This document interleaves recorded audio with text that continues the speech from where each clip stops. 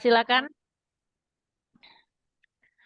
Alhamdulillahirabbil alamin. Alhamdulillahirabbil alamin. Rabbana lakal hamdu.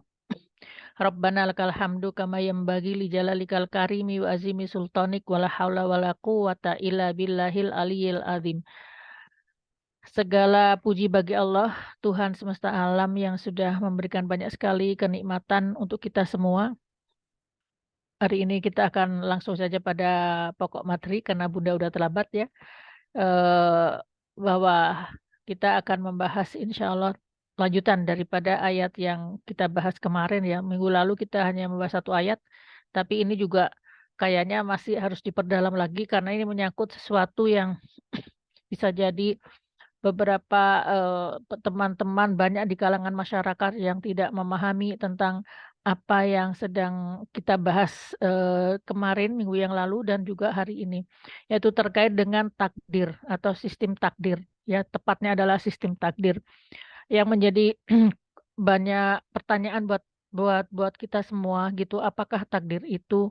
Dan sama dengan teman-teman saya juga melakukan pencarian itu. Saya membaca buku sekian banyak buku, tapi saya tidak memahaminya gitu ya. Saya hanya memahami sepotong-sepotong piece by piece ya, sebagian ya nemplok-nemplok hadis-hadis dan sebagainya ayat Al-Qur'an, tapi belum bisa melihat the whole picture atau gambaran yang gamblang dari apakah takdir ya.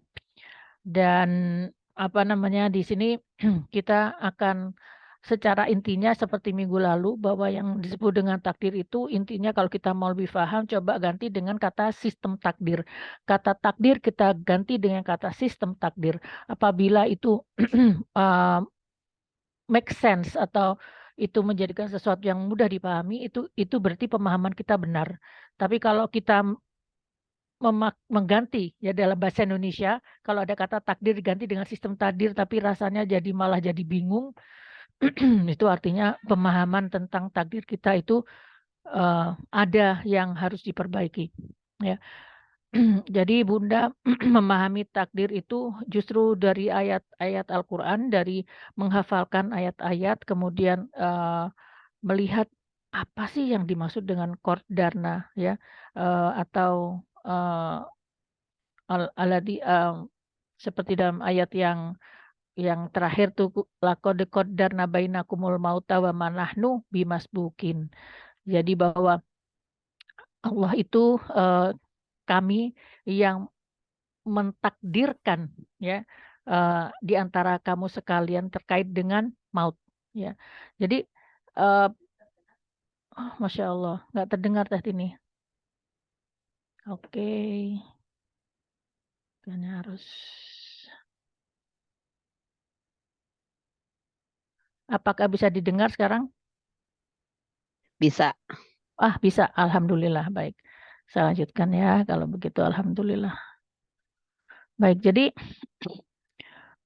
eh, setelah mempelajari ya dari menghafal ayat-ayat itu dan kemudian melakukan apa simbiosis, jadi digabung-gabungan antara satu ayat dengan ayat yang lain, dan kemudian juga setelah melihat apa namanya eh, pemahaman takdir dari para ulama-ulama yang zaman sekarang gitu ya terkait dengan takdir, maka saya menemukan hal yang sama dengan ulama-ulama besar Al-Qur'an pada zaman ini gitu.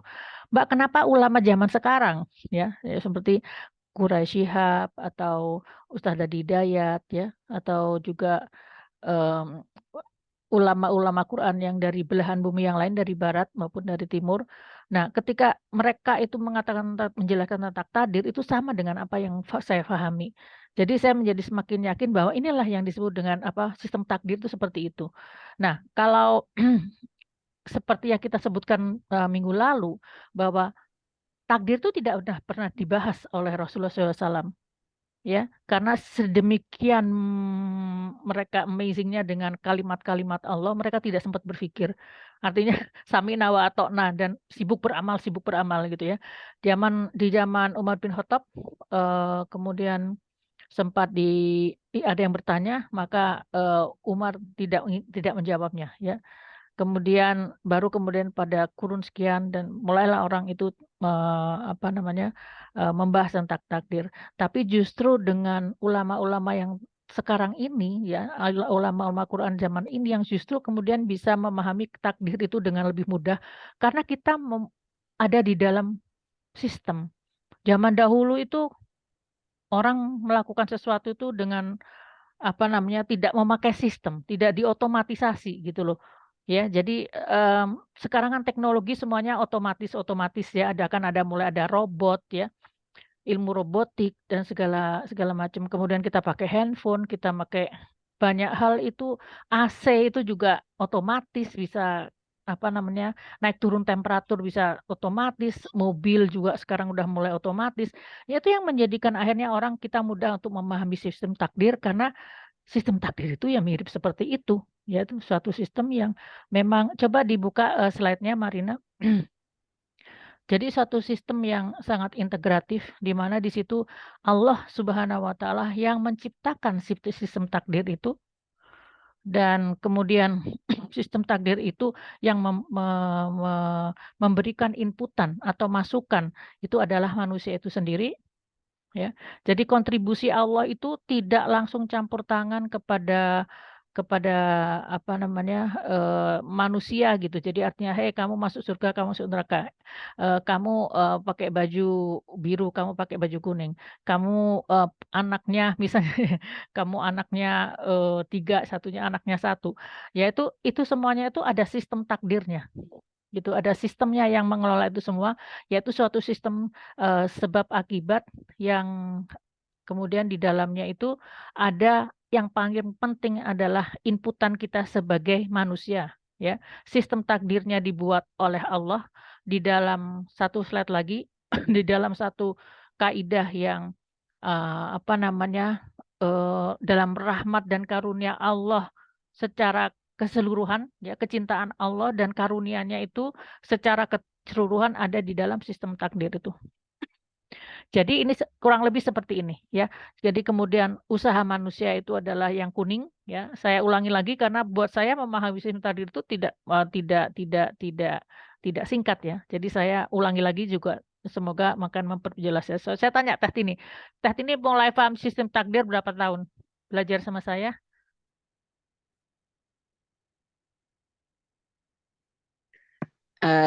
Ya cukup Kurang lama. lebih. Wah, lama ya, 5 10 tahun. tahun, 10 tahun. Ya, Teh Tini itu Ya. mempelajari 10 tahun. Dan sekarang kurang lebih bisa difahaminya kurang lebih berapa? 90% sistemnya ya, bukan hasilnya, tapi sistemnya 90%, 100% atau masih ada pertanyaan? Eh, ya cukup melegakan. Jadinya gimana? Kalau cukup melegakan, jadi hampir 100% mungkin ya. Ya Alhamdulillah, alhamdulillah. 90 lah gitulah. Ya, Mungkin ya pasti ada ruang-ruang nggak tahu kan pasti. ya betul betul betul betul. Baik, terima kasih Teh Tini. Ya, jadi Teh Tini itu 10 tahun. Saya juga lama itu mencari-cari ya. Baik, jadi ini saya ulang lagi. Jadi yang kuning-kuning ini adalah usaha manusia ya. Usaha manusia bekerja ya, kemudian segala usaha lah gitu berjalan, rapat memutuskan pergi pengajian itu semuanya olahraga, semua itu ada usaha manusia. Ya. Kemudian yang hijau, yang biru itu adalah doa. Ya, doa itu ibaratnya adalah shortcut karena doa itu bisa dalam hadis disebutkan doa itu bisa merubah takdir, itu betul. Ya, jadi di sini doa itu sangat powerful karena tuh orang-orang yang paham tentang doa, tentang makna dari doa itu akan sangat senang berdoa dan yakin bahwa doa itu akan dikabulkan, hanya masalah waktunya yang kita tidak tahu. Tapi doa itu insya Allah masuk dalam sistem takdir. Jadi di dalam manusia di dalam hal ini dia memasukkan perannya adalah dalam berusaha dan berdoa. Dari berusaha dan berdoa itu dia mendapatkan satu kejadian, ya, pernikahan misalnya. Pernikahan itu ada suatu usaha manusia di situ dan juga ada doa di situ. Nah, setelah pernikahan kemudian masuklah ke dengan sebab ada yang merah itu adalah benang sebab akibat. Jadi dengan ada pernikahan jadi punya suami.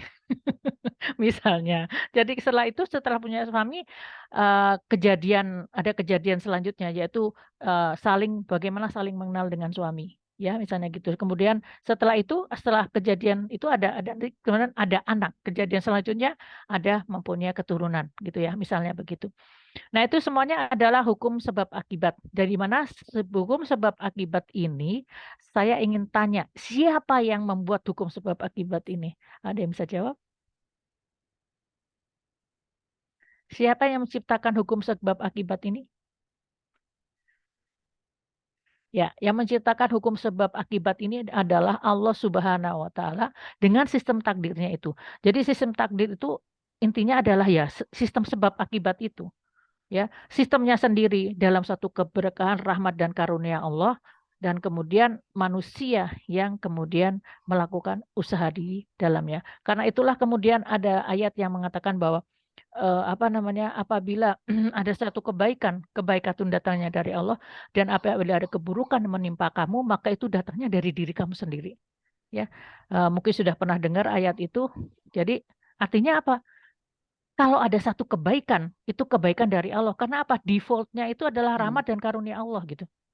Default apa, eee, hal yang paling apa, mendasar gitu loh. Ibaratnya tuh kalau misalkan apa ya, dasarnya itu adalah rahmat dan karunia Allah. Contoh misalnya, apa ya, kalau misalnya kita punya baju ya, punya baju atau, kerudung aja ya, kerudung warna biru, dasarnya adalah biru. Nah kemudian ada gambar, ada sulaman, ada print, ada, hiasan, itu ada di dasar yang warna biru itu, ya. Jadi, sistem takdir itu ada di dalam rahmat dan karunia Allah, artinya sistem takdir itu juga biru juga. Jadi dia penuh rahmat juga, dia penuh kecintaan Allah juga, penuh karunia Allah. Jadi karunia Allah itu, apa ya, di mana-mana gitu, everywhere gitu, di mana-mana tuh ada karunia Allah. Jadi makanya, ya karena itulah, kalau ada satu kebaikan datangnya dari Allah, karena kebaikan Allah tuh ada di mana-mana gitu. Nah untuk memahami ini mungkin harus direnungkan kembali ya, kebaikan Allah tuh ada di mana-mana. Contoh misalnya saya ada di sini adalah kebaikan Allah, saya bisa hadir di sini, saya bisa sehat, di tengah kesibukan, teteh-teteh juga bisa hadir, Teh Tini bisa hadir, internet juga bisa, Iya. berjalan, terus kemudian udara juga cerah, apa namanya, ini semuanya adalah karunia Allah gitu. Jadi, maka itulah sebabnya dikatakan di dalam satu ayat Al-Qur'an bahwa kalau kebaikan itu datangnya dari Allah dan keburukan dari manusia itu sendiri. Nah ini yang beda dengan pemahaman orang-orang yang tidak memahami sistem takdir. Dia melihatnya Allah dan manusia itu sejajar atau berhadapan-hadapan. Jadi kalau kalau sejajar atau berhadapan-hadapan, maka memang kata-kata itu menjadi sangat kejam. Ibaratnya tuh gini loh, kalau apa namanya, kalau di dalam dunia ini, kalau ada istri bilang, "Yah, uang kamu tuh uang aku, uangku uangku," gitu. Ya, itu artinya mirip seperti itu gitu. Jadi kayak sesuatu yang, seperti sejajar ya. Tapi sebetulnya tidak seperti itu. Yang terjadi itu adalah basic-nya adalah rahmat karunia Allah, manusia yang menorehkan itu.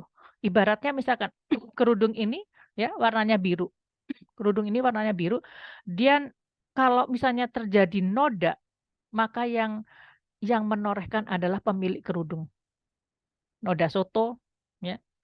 Noda noda cireng, noda seblak, itu semuanya kita yang melakukannya gitu. Tapi kalau kerudung ini dibuat, sulaman menjadi sangat indah, itu juga yang menorehkannya, yang melakukannya. Tetapi si kerudung ini adalah biru, gitu. Jadi biru itu artinya dalam dalam konteks ini adalah rahmat dan karunia Allah. Jadi kalau kita melihat, bahwa manusia dan Tuhannya, itu bukan sesuatu yang selevel gitu loh. Ketika kita membayangkan secara nggak sadar bahwa kita itu sama dengan Tuhan, atau levelnya sama dengan Tuhan, maka ayat-ayat Al-Quran itu menjadi kejam, menjadi bertentangan, menjadi sesuatu yang, apa namanya, menyeramkan gitu loh. Tapi apabila kita bisa memahami bahwa semuanya ini adalah di dalam lingkup karunia Allah, semuanya serba gratis ya, udara gratis, air gratis ya, apa namanya, kesehatan gratis, jantung gratis ya, hidung gratis, mata gratis ya, telinga gratis ya. Kemarin saya dapat informasi kalau ada yang punya masalah telinga, itu alat untuk telinga itu yang paling murah 10 juta harganya dan bisa sampai 50 juta harga dari satu buah telinga, dan itu pun alat-alat bantu telinga itu pun tidak bisa menyamai kemampuan daripada telinga kita. Artinya kalau misalnya misal aja satu apa namanya, satu ini yang 100 juta aja misalnya harganya, maka di mana-mana rahmat di dalam telinga kita ini kita menggendong kemana-mana rahmat yang harganya 200 juta. Masya Allah ya. Jadi nikmat mata itu, jadi kita itu penuh dengan rahmat Allah, dengan kasih sayang dan juga karunia Allah gitu. Jadi kalau misalnya kemudian terjadi sesuatu yang buruk yang menimpa kita, itu keburukan itu karena kita sendiri yang menorehkannya. Kita yang mengganggu gitu. Mengganggu sistem sistem yang baik itu. Ya, baik. Jadi ini sebetulnya dengan sistem takdir seperti ini, dan Al-Quran dan Sunnah Rasul adalah pemberitahuan kepada manusia tentang poin-poin sistem takdirnya, tentang hukum sebab akibatnya. Man amila solihan fali nafsihi wa man asa'a fa'alaiha. Barang siapa yang berbuat baik, maka berbuat baik itu untuk dirinya sendiri. Dan apabila dia berbuat buruk, maka perbuatan buruk itu akan melingkupi dirinya sendiri. Ya, jadi kalau berbuat baik dia bukan berbuat baik kepada Allah. Allah Maha Kaya. Dia juga tidak berbuat, kalau dia berbuat baik, dia berbuat baik buat dirinya sendiri, buat kesehatannya, buat pahalanya, buat surganya gitu loh. Tapi kalau dia berbuat buruk, maka keburukan itu akan meliputinya. Artinya hati-hati dengan perbuatan yang buruk, karena perbuatan buruk itu akan merebak gitu loh. Jadi akan mengundang keburukan-keburukan yang lain. Karena itu para ulama mengatakan hati-hatilah dengan dosamu. Ya, karena kayak misalnya dalam pertempuran yang besar yang dipenuhi dengan kemenangan itu, mereka itu apa namanya, masalah sholat malam, masalah kemaksiatan itu semuanya itu diminimalisir, jangan sampai terjadi, karena itu akan menjadi penghalang untuk mendapatkan kemenangan itu sendiri ya. Jadi selanjutnya kita bahas.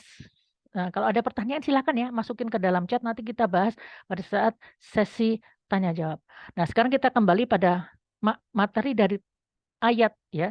Walaqad qaddarna bainakumul mauta, terkait dengan bahwa apa namanya, kami sudah mentakdirkan di antara kematian di antara kamu sekalian ya. Qaddarna berarti kematian itu bukannya sekedar kayak Tuhan bilang, si A mati tanggal 1 Januari, si B tanggal 2 Januari, si C tanggal 3 Januari. Tidak seperti itu. Kematian itu ada di dalam satu sistem takdir. Ada yang bisa mempercepat kematian, ada yang bisa menunda kematian. Ya. Contoh yang mempercepat kematian, sifat-sifat yang buruk ya, sifat sedih yang terlalu berkepanjangan itu bisa levernya itu bisa sakit sirosis misalnya. Sifat pemarah itu bisa menjadikan jantung itu menjadi lemah ya. Sifat pencemas ya, karena ragu dengan takdir Allah, dengan kurang berserah diri kepada Allah, jatuhnya sakit lambung misalnya kayak gitu ya. Kemudian yang contoh lagi, jadi kalau dia sakit-sakitan kan dia untuk mencapai kematian itu akan menjadi lebih besar ya. Selanjutnya sering konsumsi dengan asupan yang buruk ya, sering minum minuman manis misalnya ya. Minuman manis tuh, hati-hati dengan minuman manis, karena minuman manis itu bukan hanya sekedar menjadi diabetes, tapi dia juga bisa merusak organ-organ kita, mencetuskan kanker, merubah hormon, merubah mood, ya. Dan ini kenapa orang di zaman sekarang itu banyak ada kematian yang muda karena jantung koroner ataupun stroke atau penyakit-penyakit yang aneh-aneh, imunitas segala macam itu bisa jadi disebabkan oleh pola konsumsi dan juga sifat-sifat buruk yang ada di dalam hati manusia, ya. Nggak ngomong amal dulu lah ya, hati aja udah bikin masalah. Ya, kalau kita berhati buruk maka akan menjadi masalah buat tubuh kita. Ya. Yang selanjutnya misalkan mendapatkan doa kebinasaan dari orang yang dizolimi. Ada orang yang dizolimi, kemudian dia berdoa yang buruk gitu. Itu bisa menjadikan terkena ya atau disebut dengan ain ya, apa namanya, penyakit ain di zaman Rasulullah ada disebutkan seperti itu. Jadi karena itu kita jangan berusaha untuk bisa menzalimi orang, karena kalau ada yang kemudian berdoa yang buruk, wah kita bisa kena itu. Oke, selanjutnya yang menunda kematian. Yang menunda kematian itu adalah misalnya sedekah. Sedekah itu memperpanjang umur. Silaturahmi memperpanjang umur, doa merubah takdir, ya, dan lain-lain. Jadi saya juga ingin berbagi di sini kalau ada teman-teman yang mempunyai pendapat yang lain tentang yang mempercepat kematian ataupun menunda kematian, silahkan bisa share di kolom chat dan kita akan bahas nanti pada saat sesi tanya jawab.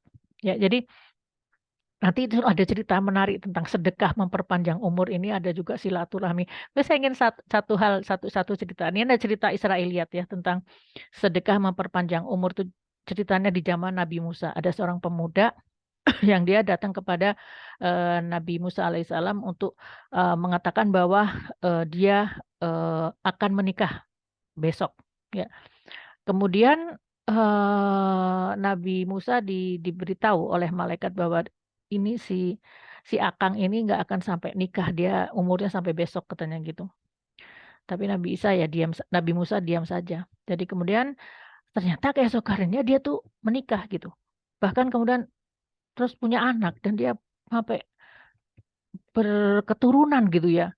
Nabi Musa heran gitu kan. Kemudian dia bertanya pada malaikat ini kenapa bisa terjadi seperti ini gitu. Iya karena dia begitu setelah bertemu dengan engkau dia bersedekah dan dia kemudian aku apa ya memang tugasnya dia adalah memperpanjang umur dari seseorang yang gemar bersedekah dan dia setiap hari bersedekah setelah itu.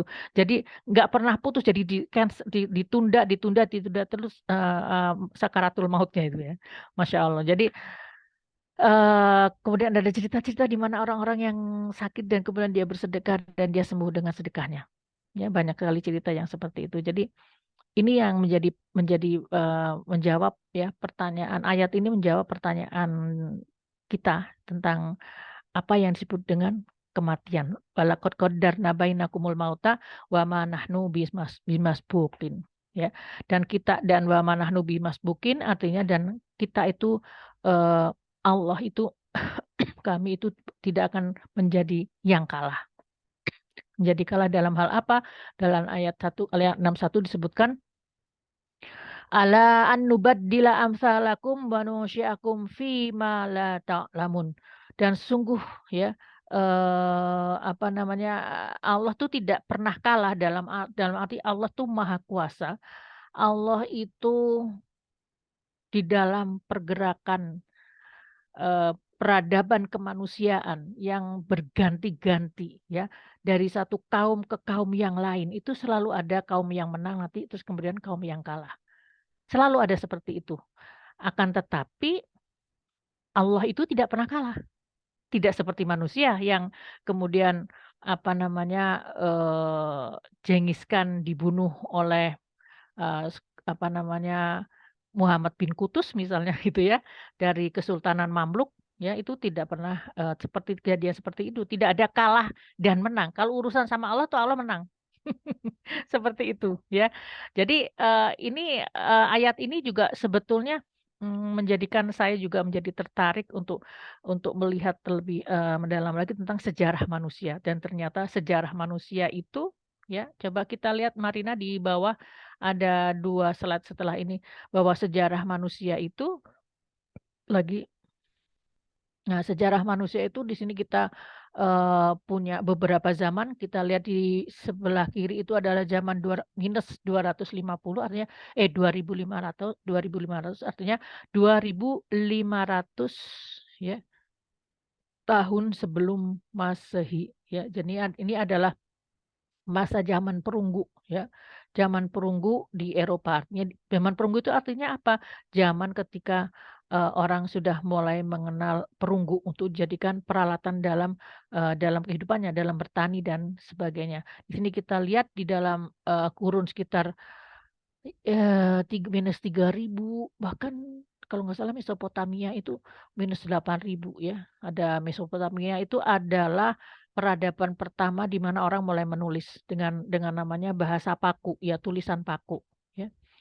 Kemudian ada zaman Mesir kuno, ada kemudian, eee, peradaban macam-macam zaman perunggu Eropa ya, ada kalau di di Cina itu Tiongkok itu adalah ada dinasti Xia, dinasti Shang, dinasti Chu ya. Ini ceritanya macam-macam. Ya jadi saya tuh melihatnya Masya Allah gitu ya, kita tuh nggak kirain kita tuh cuman bangsa Indonesia gitu padahal padahal itu ada zaman-zaman yang orang-orangnya hebat-hebat. Ya, kemudian ada zaman besi itu adalah zaman ketika orang mulai memakai besi untuk apa namanya, untuk peralatan, peperangan ataupun untuk, bercocok tanam. Dan kalau menurut saya bisa jadi di sinilah ada zaman menurut saya nih ya, eee, zamannya apa, yang di dalam surat Al-Kahfi itu loh, yang menembok Ya'juj dan Ma'juj itu. Zulkarnain, ya, karena itu adalah zaman besi, yang temboknya itu adalah tembok dari besi. Kemudian, kita lihat itu adalah kemudian di sini, zaman ada abad pertengahan ya, kemudian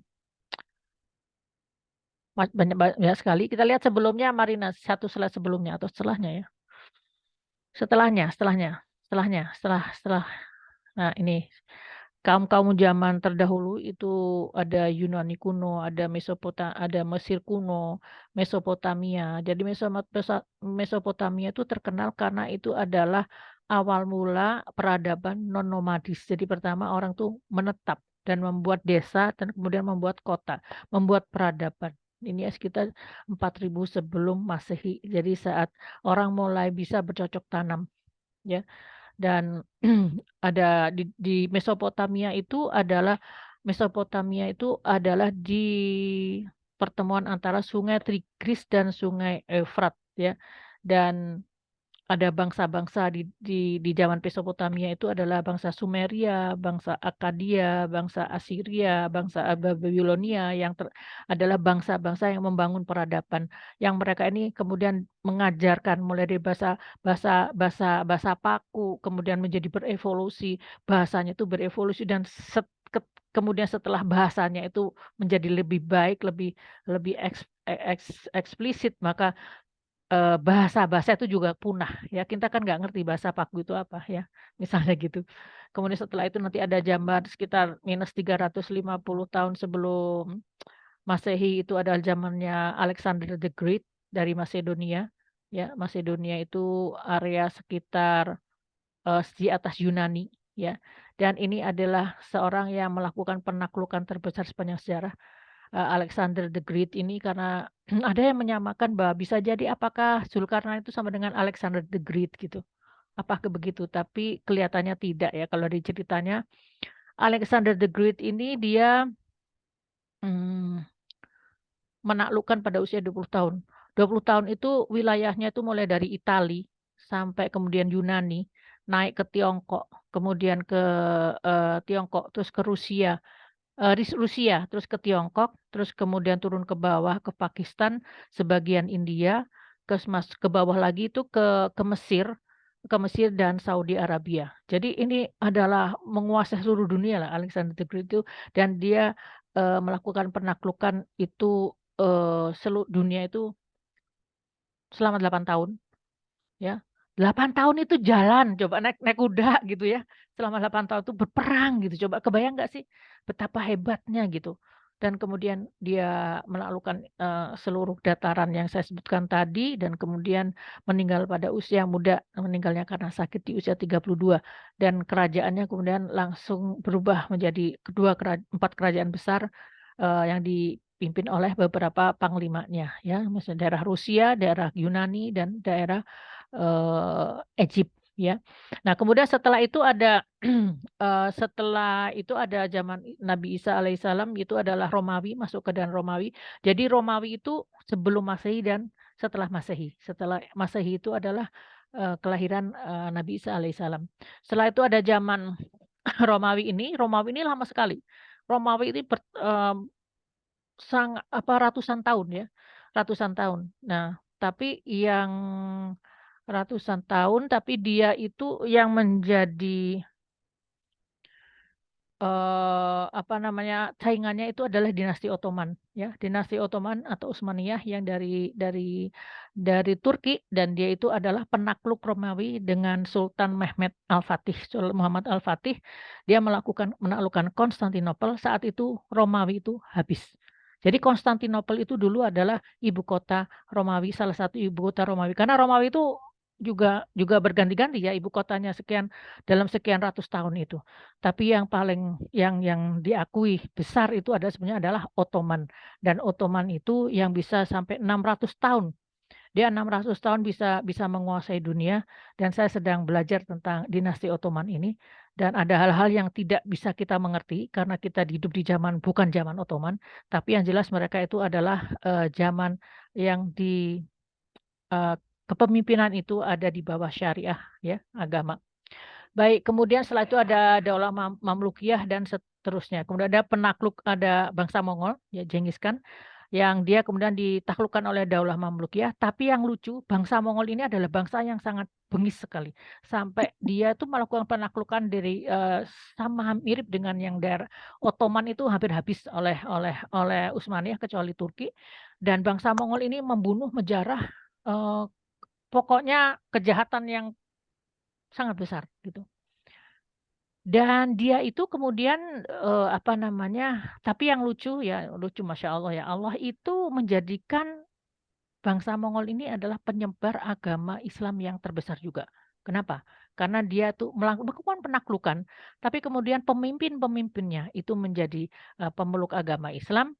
Ya, ada pemimpinnya yang anak dari Genghis Khan itu menjadi pemeluk agama Islam, dan kemudian dari situlah kemudian mempengaruhi dari penyebaran agama Islam. Jadi dulunya bangsa Mongol ini membunuh orang Islam sampai Sungai Tigris ya. Itu yang di Sungai Efrat yang di Baghdad itu, sungainya sampai menjadi hitam karena tinta, karena dia menghancurkan peradaban Islam gitu. Tapi ini Masya Allahnya itu adalah setelahnya oleh Allah tuh diberikan hidayah gitu loh. Jadi orang-orang bangsa Mongol ini mendapat hidayah dari kaum muslimin yang dia perangi, dan kemudian akhirnya dia menjadi bangsa yang dikenal menyebarkan agama Islam. Masya Allah ya. La haula wala quwata illa billah. Baik, selanjutnya yang ke atas lagi, coba ke atas lagi. Ya, baik ya, di sini ini adalah penaklukan Konstantinopel ya oleh Muhammad Al-Fatih, ada di dalam surat Al-Rum ayat 1 sampai dengan ayat 5. Dan ini disebutkan bahwa sesungguhnya di buku kota Konstantinopel, dan sebaik pemimpin adalah yang memimpin saat itu, dan sebaik pasukan adalah pasukan perang saat itu. Dan siapa si Muhammad Al-Fatih itu terinspirasi dengan Alexander the Great. Jadi dia tuh penaklukan Konstantinopel itu usia 18 tahun. Usia 18 tahun sudah menaklukkan Konstantinopel. Masya Allah. Ya. Baik, ini perlu dipelajari nih. Kenapa beliau bisa sampai seperti itu ya? Baik, selanjutnya. Saya usia 18 tahun baru masuk kuliah, itu baru kuliah tingkat 1. Selanjutnya. Ya. Slide selanjutnya. Baik.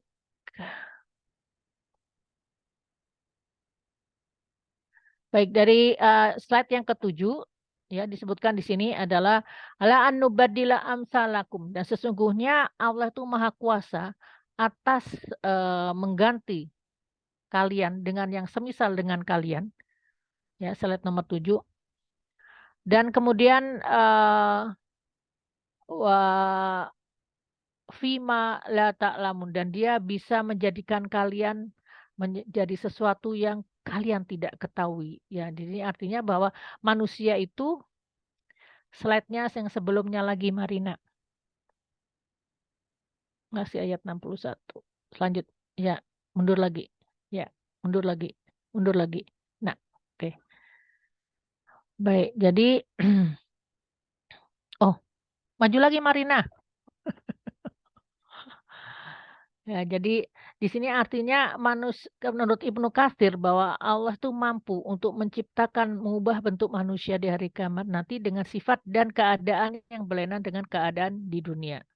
Ya, jadi di sini dalam surat Ar-Rum ayat 27 juga disebutkan bahwa Allah yang menciptakan manusia dari awalnya dan dia akan mengembalikan kembali dan menghidupkan kembali itu lebih mudah baginya. Ya, ini buat orang-orang yang tidak tidak percaya dengan kehidupan setelah mati, maka di sini Allah mengatakan sangat mudah buat Allah untuk membangkitkan manusia itu karena pembangkitan yang kedua itu adalah lebih mudah daripada penciptaan yang pertama. Baik, selanjutnya pada slide yang 11 ayat 62 disebutkan a'udzubillahi minasyaitonirrajim. Walaqad alimtumun nasy'atal ula falaula tashkurun, dan sungguh kamu telah aku telah alimtumun memberitahukan kepada kamu tentang penciptaan yang pertama, ya. Maka mengapa afala tadakkarun, kenapa kamu tidak mengingat-ingat hal itu, ya. Jadi artinya di sini bahwa bahwa oh Masya Allah. Oke. Ini slide ini kita skip aja, mari setelahnya kita skip. Maju ke slide yang selanjutnya, ya. Jadi di sini Allah juga menyebutkan. Baik. Saya masuk ke dalam slide ini terkait dengan kematian itu sendiri. Jadi kalau kematian itu adalah ada di dalam apa namanya? Dalam di dalam takdirnya Allah, tapi yang disebut dengan qada Allah itu adalah kebangkitannya. Qada itu adalah apa yang Allah kehendaki. Kalau takdir itu sistem yang Allah bikin untuk kita, untuk memastikan terjadinya keadilan di antara manusia dan manusia dengan Allah. Allah tidak mau zalim, maka Allah bikin sistem itu. Tapi kemudian Allah juga mempunyai yang disebut dengan qada. Qada itu adalah keinginan, ya. Fa idza qada amran fa innama yaqulu lahu kun fayakun. Apabila Allah menghendaki sesuatu, dia hanya berkata kun dan terjadilah fayakun, maka terjadilah itu, ya. Jadi itu dua hal yang bedanya kodok dengan kodar itu seperti itu. Nah, sekarang kebangkitan itu sendiri adalah kodok. Kenapa? Karena kita tidak ada di dalam sistem takdir itu kapan bangkitnya. Kapan bangkitnya itu tidak ada yang tahu, dan bagaimana nantinya itu tidak disebutkan di dalam sistem takdir. Berapa lama di padang mahsyar tidak ada di dalam apa sistem takdir. Karena takdir itu berlakunya sebab akibat itu hanya berlaku di dalam kehidupan di dunia. Setelah dunia ini lenyap, maka yang ada itu adalah apa namanya? Kehidupan yang tanpa waktu, kehidupan yang tidak ada sebab akibat. Kehidupan yang tinggal menuai, memanen. Karena itu kalau di beberapa orang yang mati suri mengatakan bahwa ketika dia mati suri, dia melihat kehidupannya itu sekejap mata.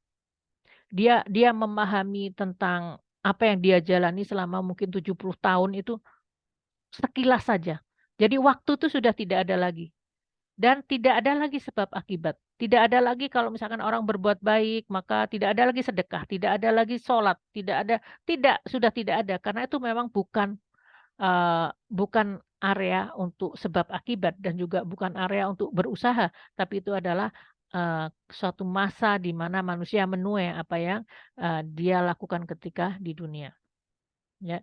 Dalam surat Al-Baqarah ayat 260 disebutkan tentang bagaimana Nabi Ibrahim, karena nabi-nabi juga ada yang bingung dengan kebangkitan itu, bukan cuma kita yang bingung, tapi manusia biasa, tapi nabi-nabi juga ada yang bingung dengan bagaimana sih Allah membangkitkan? Ya, salah satunya Nabi Ibrahim, ya Khalilullah yang paling disayang oleh Allah, maka dia bertanya, ya pada surat Al-Baqarah ayat 260 disebutkan, ya Allah, perlihatkanlah kepadaku bagaimana Engkau menghidupkan orang yang mati.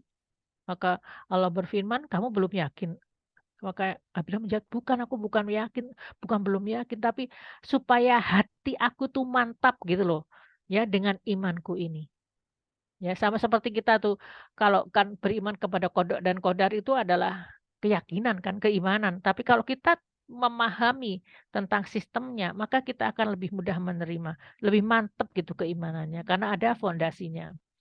Ya, kemudian Allah meminta Nabi Ibrahim untuk mengambil 4 ekor burung, kemudian dicacah, kemudian dicacah jadiin satu, kemudian ditaruh di 4 penjuru, ya, utara, selatan, timur, barat, dan kemudian setelah itu burung-burung itu disuruh dipanggil oleh Nabi Ibrahim. Di mana sebelumnya memang burung-burung itu adalah burung-burung yang sudah jinak, ya, kepada Nabi Ibrahim. Maka ketika dipanggil, maka burung itu datang kepada Nabi Ibrahim alaihissalam. Dan seperti itulah kun fayakun, ya, terjadilah, terjadi aja, ya. Baik, kemudian ada lagi Nabi Uzair, ya. Nabi Uzair yang juga mempertanyakan tentang kematian itu, yang kemudian Nabi Uzair ini ketika itu dia ada di satu negeri yang temboknya roboh, ya. Jadi negeri yang kacau beliau, dalam tafsir disebutkan karena terjadinya penjarahan, peperangan, ya. Kemudian Nabi Uzair ini berkata dalam hatinya, bagaimana Allah menghidupkan kembali yang negeri yang sudah hancur ini, yang kadang ada apa namanya, ada tubuh di sana, kepala di sini, kuda juga di mana-mana mati, enggak, pokoknya hancur berantakan. Kemudian Allah mematikan orang itu disebutnya adalah Nabi Uzair. Allah menjadikan Nabi Uzair itu meninggal selama 100 tahun, dan kemudian Allah menghidupkannya kembali, ya. Setelah dia hidup lagi, ya Allah bertanya, "Berapa lama kamu tinggal di sini?" Maka Nabi Uzair menjawab, "Saya tinggal di sini ya mungkin sehari atau setengah hari, kayaknya aku ketiduran nih, apa lelap banget, mungkin sehari atau setengah hari." Maka Allah berfirman, "Sebenarnya kamulah tinggal di sini selama 100 tahun lamanya. Dan lihatlah kepada makananmu dan minumanmu yang belum berubah." Dia bawa apel gitu ya, tidak berubah selama 100 tahun. "Dan lihatlah kepada keledai kamu yang telah menjadi tulang belulang." Jadi artinya Allah Subhanahu wa taala ingin mengatakan bahwa secara takdir itu ya keledainya udah jadi tulang belulang gitu. Tapi kalau yang kodoknya Allah itu adalah, si apel itu tetap, segar gitu ya. Dan kemudian ini adalah menjadi tanda kekuasaan kami bagi manusia. Dan lihat pada tulang belulang keledai itu, kemudian Allah menyusunnya kembali dan membalutnya dengan daging dan keledai itu hidup kembali. Ya, itulah Allah menunjukkan kepada Nabi Uzair dan juga direkam dalam surat Al-Baqarah ayat 259 sehingga menjadikan contoh pada manusia bagaimana kekuasaan Allah dan juga bagaimana takdir Allah itu. Oke, selanjutnya. Ya, ini kebangkitan manusia dari kubur adalah qada Allah Subhanahu wa taala, adalah dalilnya dalam surat An-Nahl ayat 38 dan ayat 40. Baik, selanjutnya ayat 63 ya. Afara'aitum ma tahrusun a antum tazra'unahu am nahnu zari'un. Ya. Kemudian Allah berbalik kepada setelah tadi tentang kematian, maka Allah ini ada ayat-ayat yang ayat-ayat itu tadabbur ya, untuk berpikir juga tentang hal-hal yang kita anggap biasa. Jadi biasanya orang itu menganggap biasa karena terbiasa melihat. Padahal sesuatu yang biasa itu bisa jadi luar biasa. Ya, contoh misalnya begini. Buat kita, contoh aja yang paling gampang. Buat kita minum air kelapa yang harganya satu biji itu 10.000 itu biasa. Air kelapa itu menyegarkan, harganya 10.000 dan bisa jadi 2 gelas, ya. Satu gelas berarti ya 5.000 dengan dagingnya, daging kelapa yang menyegarkan itu. Tapi di Perancis, di negara Eropa, tidak ada pohon kelapa dan meminum air kelapa langsung minum dari sedotannya, terus kemudian dari buah kelapa itu adalah paradise. Jadi kalau orang bilang yang disebut dengan surga itu adalah minum air kelapa di pantai yang penuh dengan matahari. Ya, jadi ada sesuatu yang sangat biasa, tapi ketika kita terbiasa melihat itu menjadi sangat biasa. Tapi ada hal-hal yang luar biasa yang orang yang kemudian karena dia tidak punya, maka dia menjadikan hal itu menjadi sangat luar biasa. Contoh ini Allah ingin menjadikan kita refleksi terhadap tentang tanaman, ya, tanaman. Coba lihat tentang apa-apa yang kamu tanam, yang kamu masukkan benihnya itu ke dalam tanah. Setelah masuk ke dalam tanah, kita sebagai penanam, ya, petani memasukkan itu. Ya, kemudian yang selanjutnya adalah antum tazra'unahu am nahnu zari'un. Setelah itu yang menumbuhkan apa yang kamu tanam itu siapa? Apakah kamu yang menumbuhkannya atau kami yang menumbuhkannya? Bukan, ini zari'un itu artinya penumbuh, ya. Jadi, ya yang pekerjaannya menumbuhkan yaitu Allah Subhanahu wa taala. Jadi kalau kita lihat, coba kita lihat slide selanjutnya bahwa dalam tafsir dikatakan, "Janganlah mengatakan bahwa aku menumbuhkan, aku sudah menumbuhkan pohon ini dan pohon itu." Tidak, tapi aku telah menanam pohon ini dan pohon itu, gitu. Karena sebetulnya yang menanam memang jadi usaha manusia. Tapi yang menumbuhkan adalah Allah Subhanahu wa taala. Tidak ada yang bisa menumbuhkan selain Allah, ya. Jadi kalau contoh lagi, misalnya kalau kita bertugas menanam nih, tapi kalau kita misalnya tidak menanam, apakah tanaman itu akan tumbuh nggak? Silakan, ada yang bisa menjawab, bantu jawab. Kalau tidak ada yang menanam, apakah suatu tanaman bisa tumbuh nggak?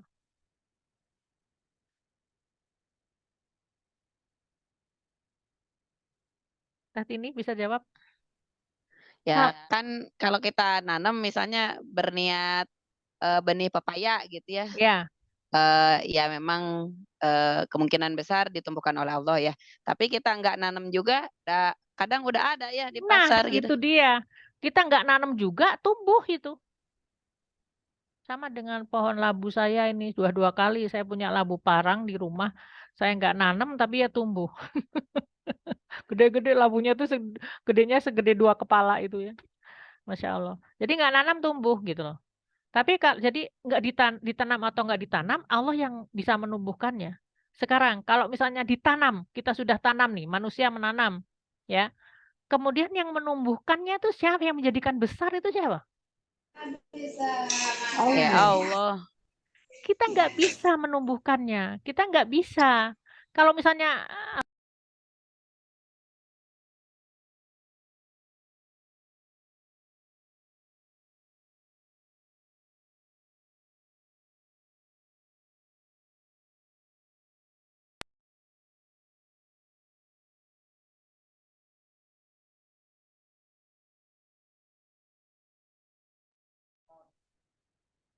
oke, baik. Jadi kalau sudah ditanam, ya kalau misalnya itu bisa tumbuh bisa enggak, tergantung Allah aja. Kalau misalnya ada air, tumbuh gitu kan. Kalau nggak ada air, nggak tumbuh, ya. Terus kadang-kadang juga kalau saya menyebar benih ya, menyebar benih kan itu pernah saya menyebar benih cabai gitu ya, di dalam tempat yang kecil-kecil gitu ya, untuk ini benih. Jadi setiap tempat tuh ada kasih 2 apa 3 benih gitu ya. Itu tidak semuanya tumbuh loh ya. Saya menanam seledri juga pernah. Jadi misalnya saya menanam itu 24 tempat gitu, nggak semuanya tumbuh. Ada yang tumbuh, ada yang enggak gitu.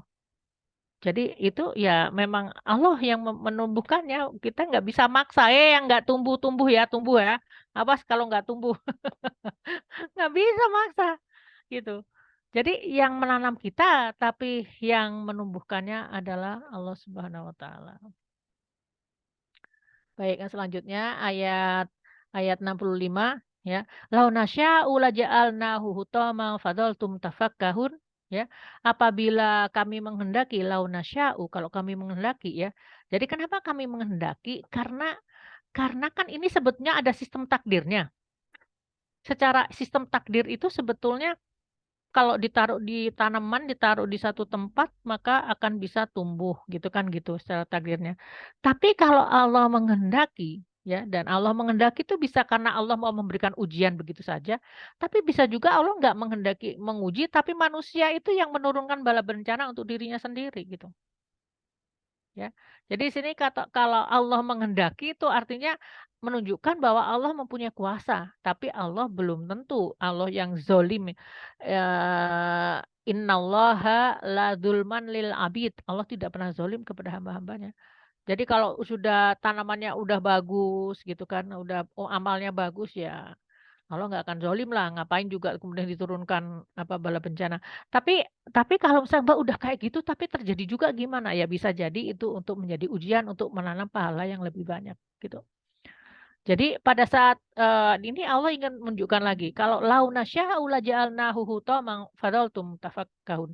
Kalau aku mau, aku akan hancurkan atau akan jadikan dia, kering ya, dan kalian tuh semua akan fadhaltum tafakkahun, karena akan melongo gitu, "Hah, kok jadi tercengang?" gitu, "Loh, kok jadi gagal panen nih? Kok bisa sih?" Gitu kan. Hanya dalam semalam bisa gagal total begini, menanamnya udah 3 bulan ya, 6 bulan, ada yang setahun, tapi kenapa jadi gagal total? Dan mereka tuh terperangah. Maka, eee, inna lamuhramun ya, eee, mereka berkata, "Sungguh kami ini benar-benar muhromun, orang-orang yang merugi." Ya, dan bal nahnu mahrumun, dan kami adalah orang yang tidak mendapatkan hasil apapun dari apa yang kami kerjakan, gitu, ya. Jadi ini adalah, tentang ekspresi orang ya, ekspresi orang. Kemudian kalau di dalam tafsir disebutkan bagaimana? Slide selanjutnya disebutkan bahwa kalau di dalam tafsir orang-orang, tafakkahun itu mereka itu, apa namanya, mereka itu menjadi berkata misalnya tafakahun misalnya, "Wah kita benar-benar rugi nih, ini kenapa ya? Ini karena musim musim kering ya?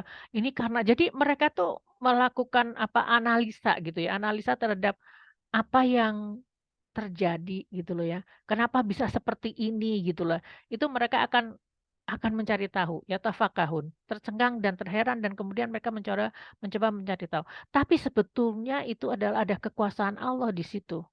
Allah ingin menunjukkan juga bahwa kalian tuh kalau berusaha, tapi kalau aku ini juga mampu untuk melakukan sesuatu, gitu. Tapi biarpun Allah melakukan sesuatu, misalkan katakanlah, kan tadi saya bilang kalau Allah melakukan sesuatu, bisa jadi karena yang pertama ya, karena takdirnya, jadi karena perbuatan buruk manusia itu sendiri sehingga sistem takdir itu menjadikan dia mendapatkan bencana ya, dzalim kepada lingkungan menjadi bencana gitu ya. Terus, kemudian yang kedua bisa jadi Allah memang untuk menguji, tapi itu jarang sekali karena kalaupun Allah menguji, maka dia pasti harus lulus ujian orang itu, karena dia sudah berbuat yang terbaik. Dia tidak zolim kepada lingkungannya, ya, tidak zolim pada dirinya dan lingkungannya. Tapi kalaupun itu adalah yang kedua, jadi di mana dia menjadi apa, diuji oleh Allah, maka ujian itu pun akan tetap mendapatkan pahala yang berlimpah dari Allah Subhanahu wa taala, gitu. Jadi tidak ada yang buruk buat kita, ya. Tapi sebetulnya di sini Allah hanya ingin menunjukkan bahwa kekuasaannya, bahwa Allah itu maha kuasa kok terhadap segala sesuatu. Makanya jangan pernah sombong, ya. Dalam surat Al-Qalam ya, Al-Qalam, kurang lebih Al-Qalam itu setelah surat Al-Mulk ya, disebutkan tentang bagaimana orang-orang petani yang, terkejut dengan hasil perkebunan ya, perkebunannya yang lalu lantak dalam satu malam. Hanya karena apa? Hanya karena mereka mengatakan bahwa ini kebun ini berhasil karena usahaku. Dan dia lupa tentang insya Allah bahwa, ini akan membuahkan hasil gitu loh. Ya jadi, eee, yang saya bilang tadi bahwa amalan hati itu penting sekali ya, bagaimana kita mensikapi kehidupan ya, mmm, beradab kepada Allah itu penting sekali untuk bisa menjadikan kita orang-orang yang ya selamat ya, di dunia dan akhirat. Ada satu yang menarik bahwa ketika zaman Rasulullah SAW dan para khulafaur rasyidin itu tidak tidak pernah ada gempa ya. Jadi bumi itu kalau udah mulai agak goyang dikit tuh sama sama Umar bin Khattab tuh tepuk-tepuk, "Hei bumi jangan gempa," gitu. Berhenti gempanya itu. Demikian demikian kekuatan apa, keimanan ya. Oke, selanjutnya bahwa ini ayat 69 ya. Afara'aitumul ma'alladzi tashrabun ya a antum anzaltumuhu minal musni am nahnul mungzilun. Oke, tapi mungkin ini udah waktunya seksi tanya jawab ya. Ibu moderator, saya kebablasan nih. Kita mungkin akan lanjutkan untuk ayat 69 ini di minggu yang akan datang. Baik, silakan.